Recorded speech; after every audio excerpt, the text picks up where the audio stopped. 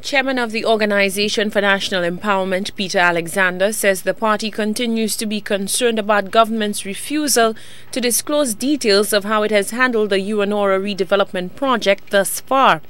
Alexander says one local newspaper leveled serious allegations relating to how Asphalt and Mining was identified as one of the preferred firms to undertake the project. One says SLASPA, the Communications and Works Minister, and government must come forward to clear the air on these issues. Why, even after it was stipulated that a government guarantee and the mortgage of the property would not be allowed, was AMG that required both of these concessions selected as a preferred proposer? Why were two technically competent proposals that made financing offers fully consistent with SLASPA's requirements rejected? Why, even after the collapse of the AMG consortium that was originally evaluated by SLASPA, a fact that should disqualify AMG from considerations, are negotiations still being conducted with AMG? The Civil Society Network this week added its voice to calls for the government to rethink the project, citing the exorbitant cost as its major concern.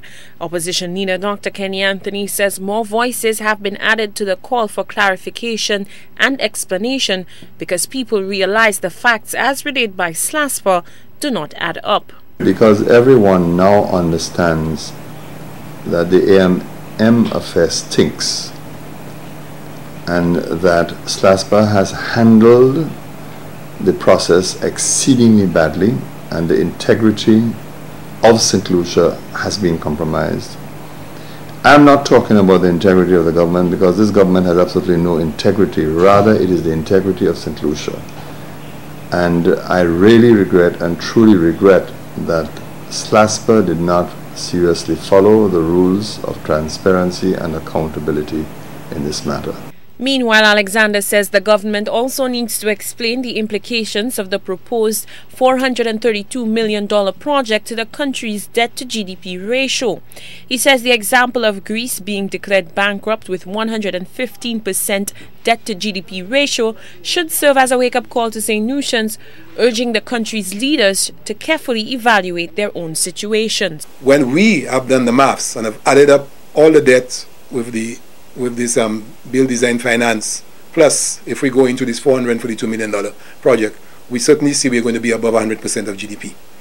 And of course we have the history of the other Caribbean nations like Jamaica and Guyana, who have gone through the IMF prescriptions, and it caused major dislocations, layoffs, wage freezes, and massive cuts in social programs. So we don't want that to happen in St. Lucia, and we believe that the government can, or in fact should, stop what they're doing right now and take a new look at the project. The Organization for National Empowerment says after the government has satisfied the public there is transparency on this matter, the Prime Minister should proceed by bringing the Uanora redevelopment project to a halt to facilitate its reassessment. A phased approach to the redevelopment project, Alexander says, would perhaps be a better approach. Lovely St. Amy, HTS News, Channel 4.